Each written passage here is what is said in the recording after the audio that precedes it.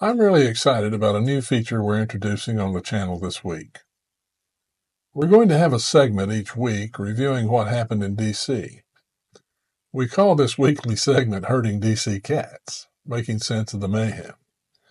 It sure does seem like there's a lot of cats these days and a lot of mayhem. Watch all the way to the end of this video because it is chock full of news. Also, I would really love it if you would provide feedback and ideas for future episodes. Hi, I'm Dr. Ken Henry, and this is Conservative Commentary, where we spread the MAGA message. If you find value in this video, please like, share, comment, and subscribe.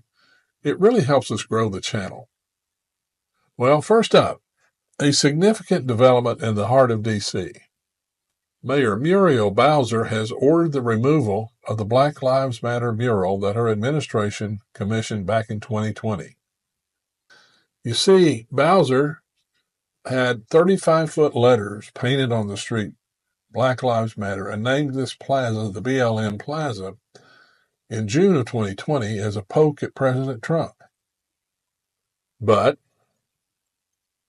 she kept it there even though all of the scandals involved with the Black Lives Matter organization. But she decided that rather than lose funding, as threatened by President Trump, she would have it taken out. And so the plaza will be no more. Good move, Mayor. In the halls of Congress, House Democrats, led by Minority Leader Hakeem Jeffries, are opposing a government funding bill that doesn't include protections for Medicaid. They're even willing to risk a government shutdown over this issue.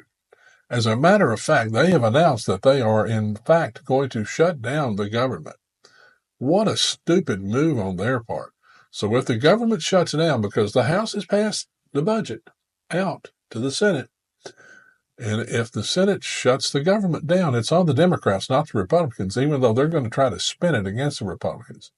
And oh, by the way, this Medicaid issue that they're bringing up, it's a red herring. It is absolutely a red herring issue. There is no threat to Medicaid in the budget bill. But that's the Democrats for you. The next on the agenda is the March 7th, the Stand Up for Science 2025 rallies that took place across the United States and France, with the central event at the Lincoln Memorial in D.C. These demonstrations were organized by scientific communities in response to policy changes under the Trump administration, including the termination of certain grants and dismissal of government scientists. But go look it up. Go look at the film of this fool playing his guitar and they're singing the songs, and they're a bunch of lost old hippies that don't have a clue. And oh, by the way, this is the scientific community that told us that, hey, if you take the COVID vaccine, you won't get COVID. Well, maybe you'll get COVID, but it won't be as bad. Well, maybe if you take all these boosters. And this is also the same scientific community that omitted to tell us of the risks involved, particularly people my age, of taking those vaccines. The same scientific community that told us that we needed to stand at least 6 feet apart. The same scientific community led by Tony Fauci, who admitted that the 6-foot notion was made up out of thin cloth. There was no science to back it up. Wow. In a recent social media endeavor, several Democratic congresswomen, including Representatives Alexandria Ocasio-Cortez, Judy Chu, and Lauren Underwood, participated in a TikTok video entitled Choose Your Fighter. Oh my God, you have to see this. However, the video received significant backlash from various quarters. Critics labeled the content as cringeworthy and juvenile, arguing that it detracted from the seriousness expected of elected officials. It was at least cringeworthy and at best a total, complete humiliation for the Democrats. But what do they have? They have nothing. They have no leader. They have no agenda. they have nothing. We're going to fight Trump. We're going to fight, fight, fight. What a bunch of buffoons. But in a pointed counter move, the White House released its own video highlighting Republican leaders with the caption, "America chose its fighters last November."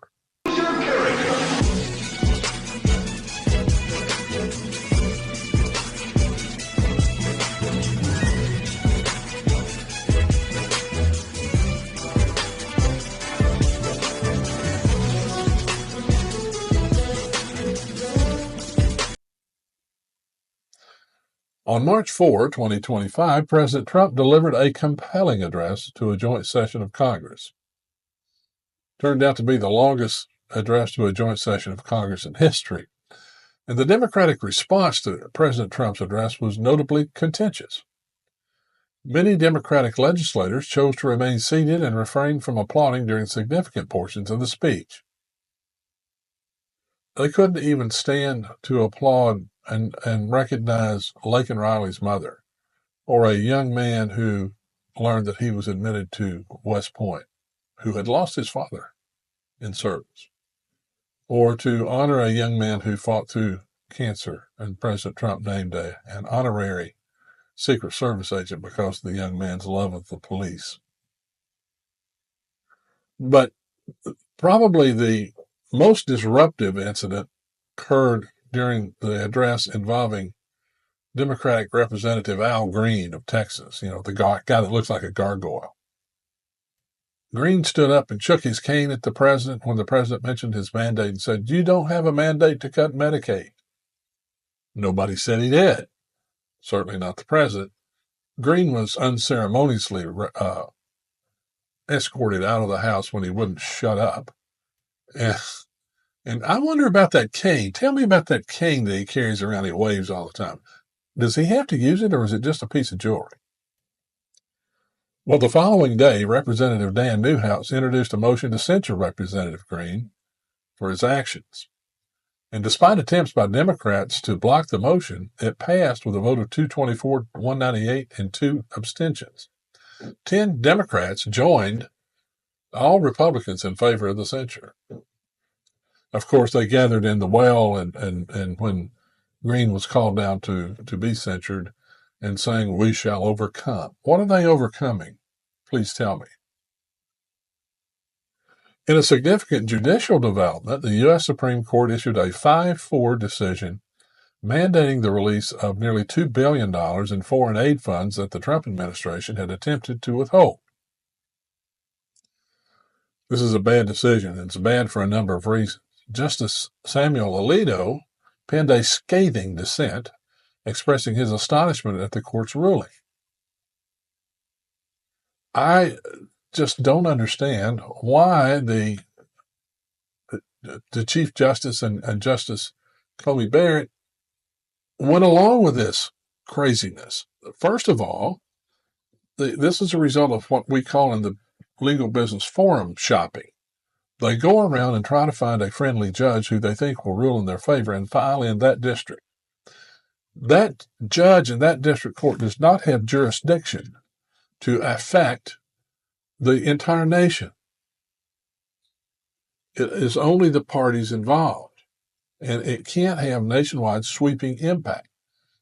That jurisdiction has to go to the Supreme Court. I don't understand why they didn't address this at all. And so what we've seen now is the development of a fourth branch of government. It's called the Democratic Judiciary, the shadow government. This has got to be stopped, and I hope the Supreme Court will step up and do its job in future rulings.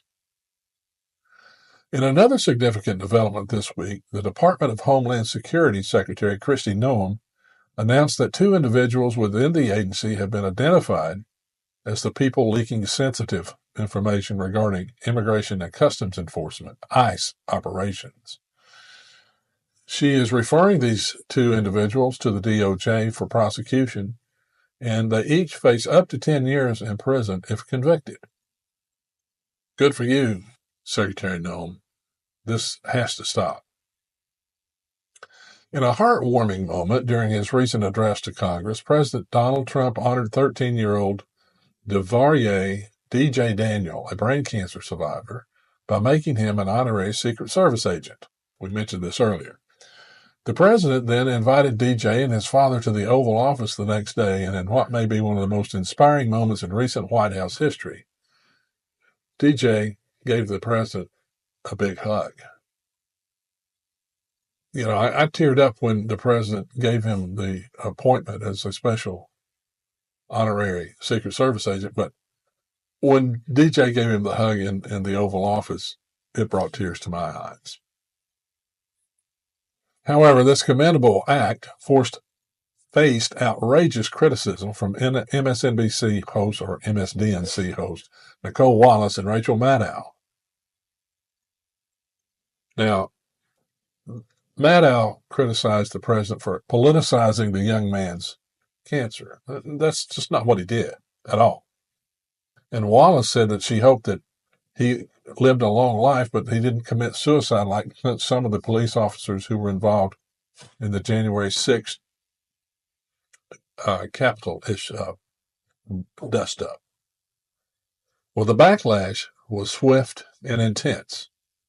Viewers and social media users labeled the remarks as sick and twisted, calling for both Wallace and Maddow to resign. President Trump also weighed in, stating, "What Nicole Wallace said about that young man is disgraceful. She should be forced to resign. And Rachel Maddow should be forced to resign as well, but nobody watches her anyway." DJ's father responded to the controversy, expressing disappointment over the politicization of his son's recognition. He emphasized that the honor was about celebrating DJ's strength and the support from the community, not politics. Well, that's it for this week's edition. We'll herd more cats and report back next week. Please share your thoughts in the comments and also give your feedback about things you would like to see in future segments.